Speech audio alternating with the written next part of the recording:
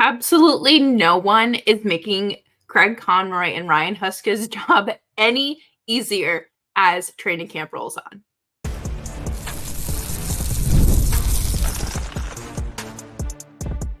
You're Locked On Flames, your daily podcast on the Calgary Flames. Part of the Locked On Podcast Network, your team every day. Well, hello everybody, and welcome to today's episode of Locked On Flames. As always, I am your host, Jess Belmosto, and thank you so much for joining me today. Today's episode is brought to you by Game Time. Download the Game Time app, create an account, and use code LOCKEDONNHL for $20 off of your first purchase.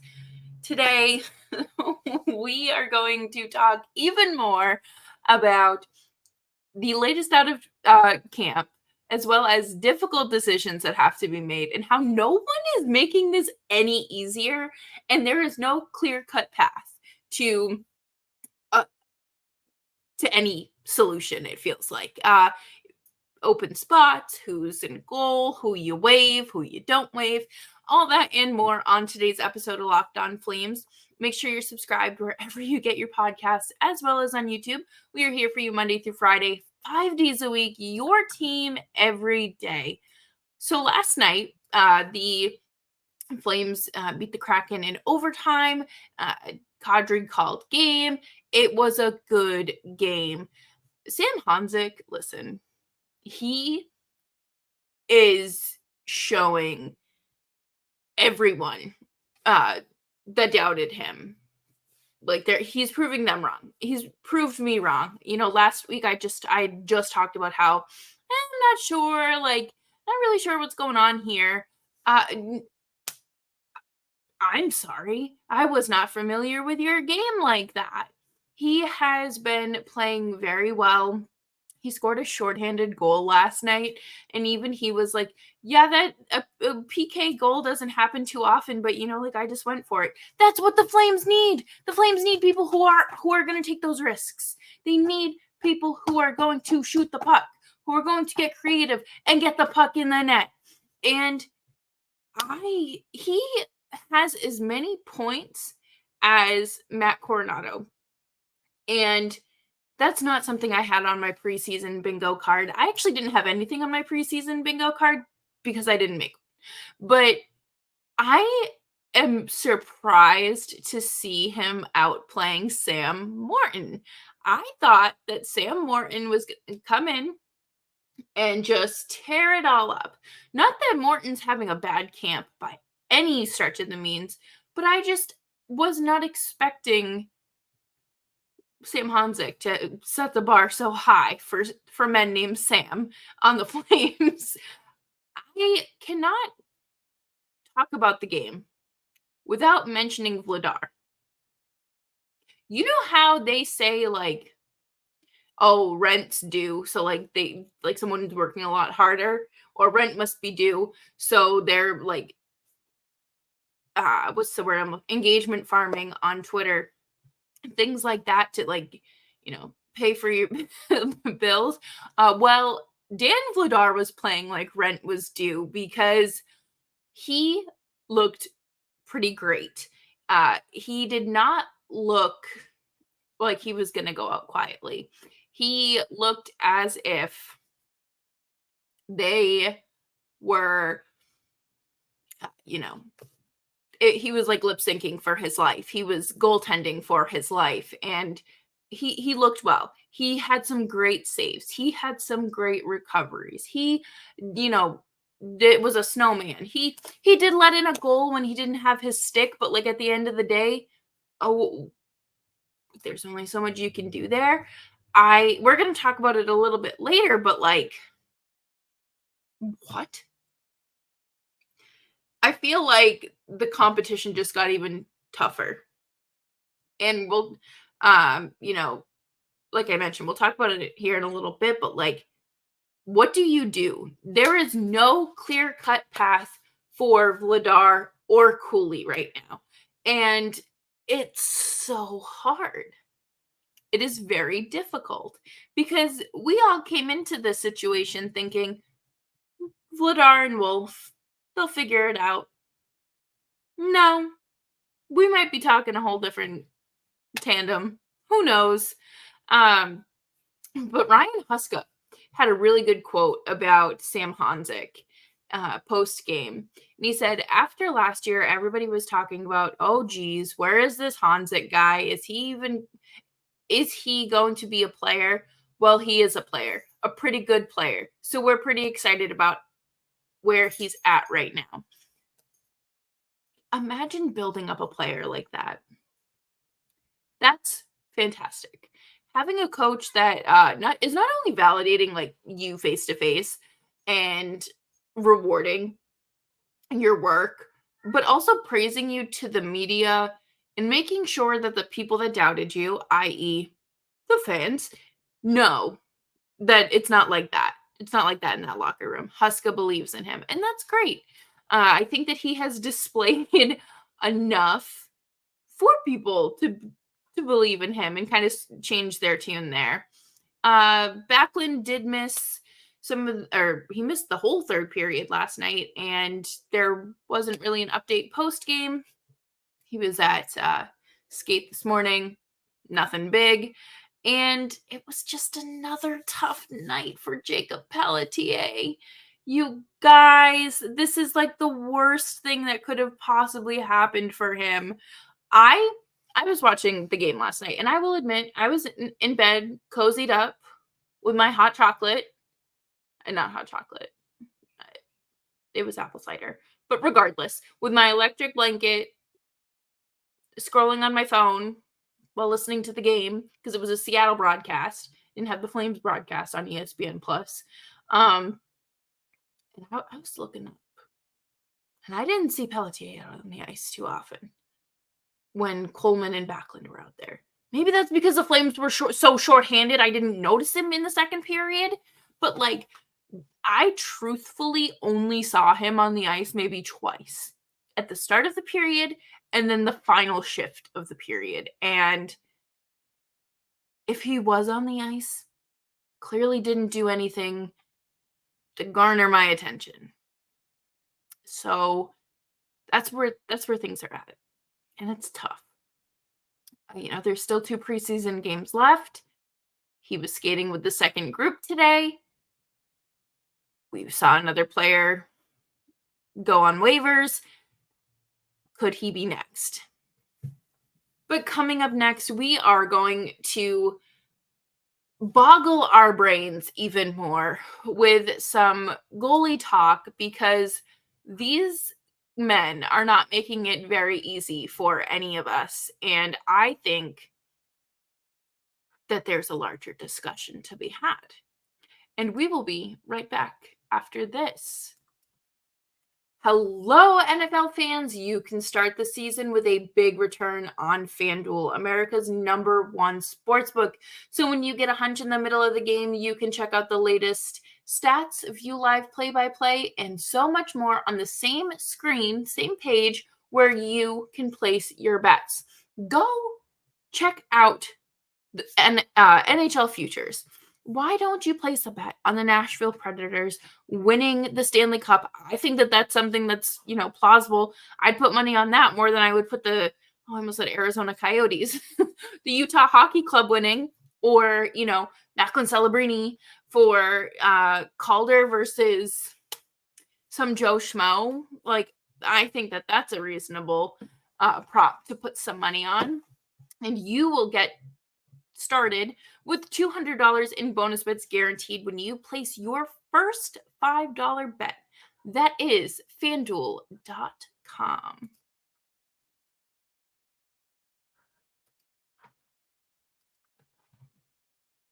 Thank you, everyone, for making Locked On Flames part of your day. I appreciate it. And this is such a fun thing to do and talk with y'all every day, Monday through Friday. So thank you again for tuning in.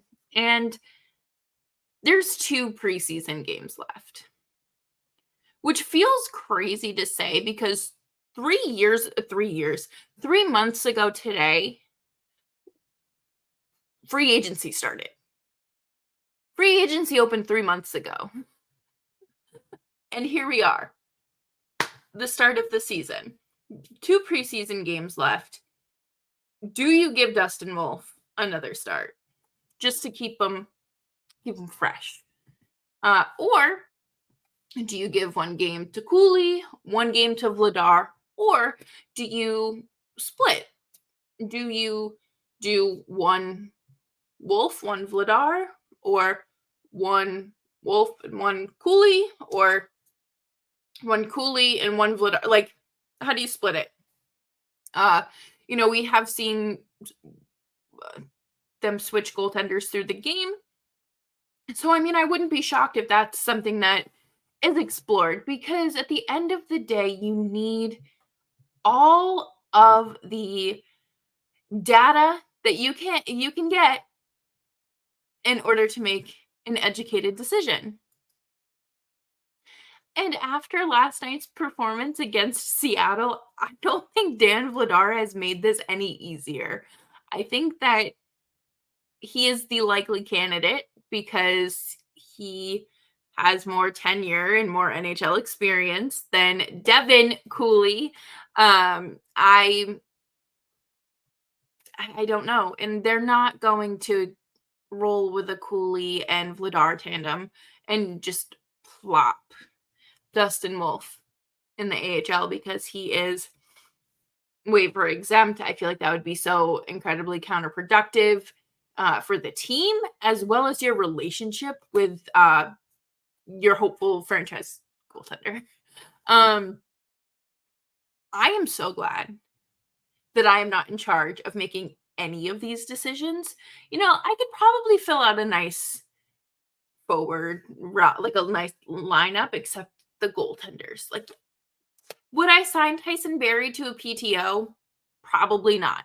Why? Because I want the young kids to get a shot. And you don't have to be ready, completely ready to be an NHL defenseman. You know what I mean? Like, we're going to talk about this more towards the end of the show, but like, if you're like 90% there and you've taken steps in your development and your training and you looked good, welcome to the club, because you're not going to be NHL ready in the AHL. Like, there's a spectrum there, of course, but I think the only way you're going to be ready for the NHL is if you're playing in the NHL. And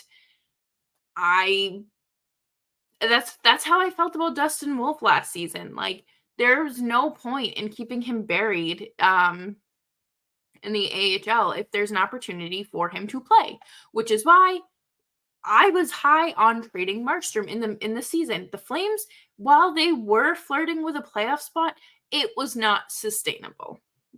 It was not sustainable, especially with the vision of trading two of your best defensemen away, and not getting like immediate, reciprocity in return and things like that, But Dustin Wolf, just like every other player out there, is only going to get better in the NHL with NHL experience.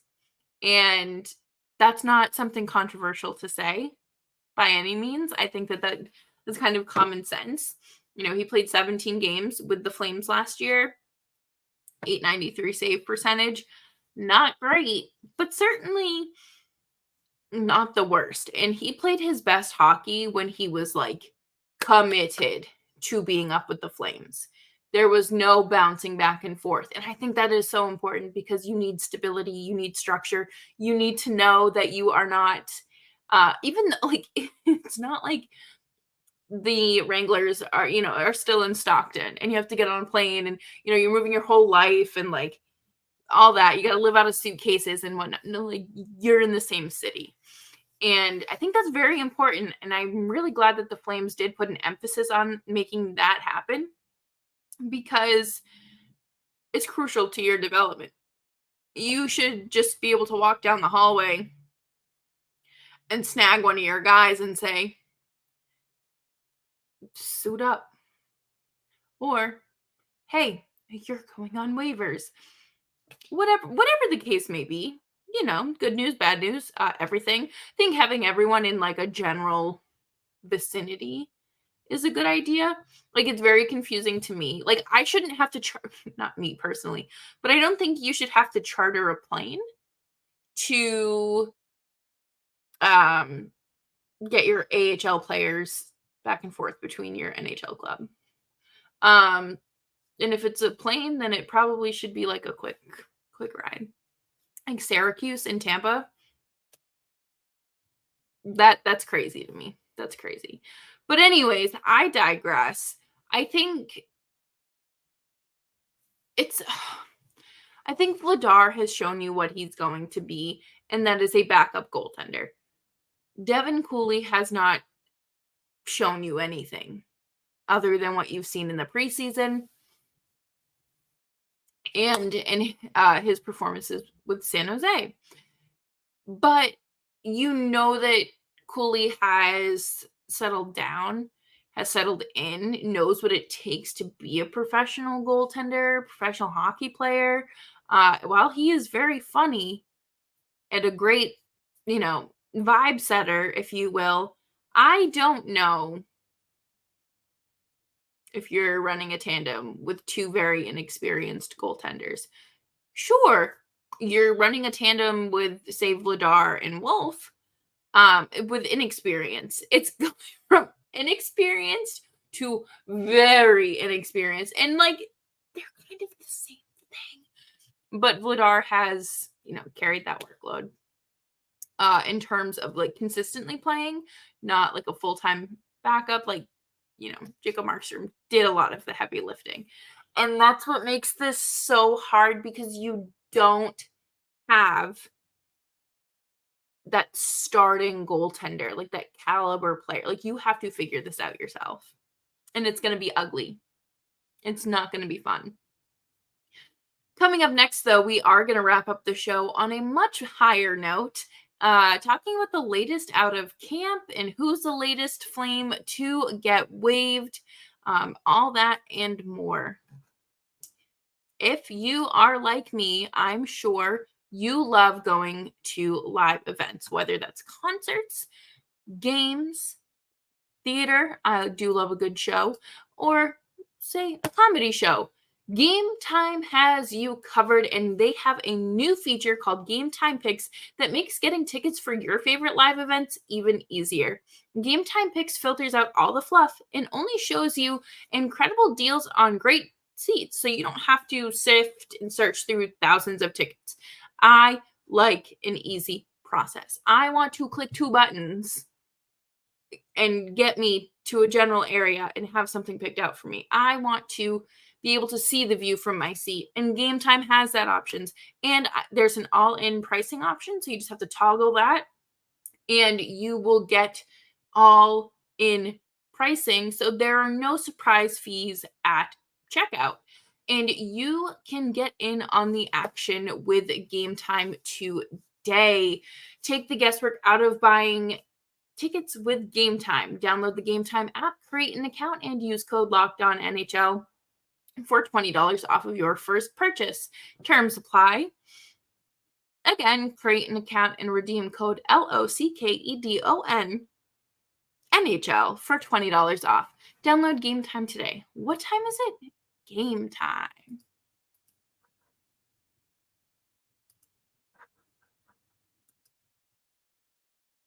Thanks, everyone, for hanging out with me today on Locked On Flames. Make sure you're subscribed wherever you get your podcasts, as well as YouTube.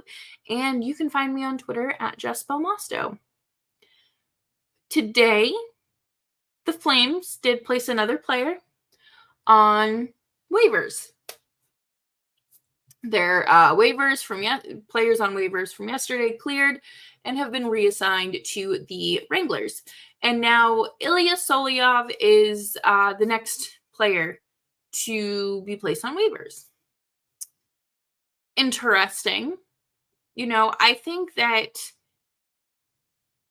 Solo, and I feel like I said this a lot this summer, Solo is one of those players that I don't think is going to be an NHL caliber defenseman, at least in the Flames system. I think it would make sense if he, played out the season with the Wranglers and, kind of was an in-betweener and then signed elsewhere because he only signed a 1-year deal here. I do wonder, if someone claims him off waivers, because he would be, a decent waiver claim. Like it wouldn't be, what's the word I'm looking for? Impossible, I guess. Like it wouldn't be not surprising, but but again, it feels like there is that unwritten rule of like preseason waivers. You don't snag another team's waiver placement,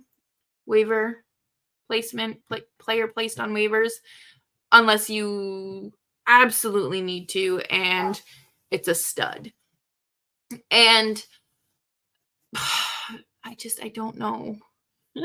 I don't know if that's the case here. I think, if they put a player like Jacob Pelletier on waivers, someone's probably going to snatch him up. And I promise that's not just my own personal bias. Could a team go after Dan Vladar too? Absolutely. Like, it's not unimaginable. With another defenseman going to the AHL, and this is leading me to believe they are signing Tyson Barrie to a contract. I think that was kind of the plan from the get-go with him coming in on a PTO. It was kind of expected. This is one of those things that's a double-edged sword because they are in need of defensemen. The Flames have defensemen. We know this. I'm shocked that Grushnikov is not, he's going to be in the AHL. I think that he is going to be playing top minutes, but I kind of was hoping we'd see him in, with the Flames a little bit, at least to start. But the other thing here is you want experienced goaltending, so they're not leaving your child in net out to dry. You want someone that is, seasoned on there as well, because obviously, you have Rasmus Anderson, you have Weegar, and Joel Hanley. Tyson Barrie would be another great addition. And if you are watching on YouTube, I'm so sorry, my cat is an attention hog and requires to be held. He is a stage 5 clinger, but he's pretty great. I think that this is one of those situations where you just have to accept it. It takes a spot away from a younger player, but there's a good chance you healthy scratch Tyson Barrie if a player like Jeremy Poirier or Grushnikov is playing well enough to move up. And there's an opportunity. Or, he's out there. Someone is outplaying someone. I think that that's a realistic situation, but not throwing them to the wolves is a good thing. However, letting them stay in the AHL too long might not do you too good. They need to get their reps in at the NHL level. The same thing I said for Dustin Wolf. If you want to get better in the NHL, you need to be in the NHL. And it's different caliber of talent than the AHL, obviously. So I do wonder how we're going to see all of that unfold, because barring any injury, I don't really, no, I mean, I did just say if someone's outplaying someone. Should one of the younger guys give Tyson Barrie a run for his money, I do wonder if you healthy scratch him. I do think that's a possibility, but again, I am so glad I don't have to be the ones making these decisions. You got to let these young guys take their medicine, but also understand that, like, the veterans, maybe your time has come and gone.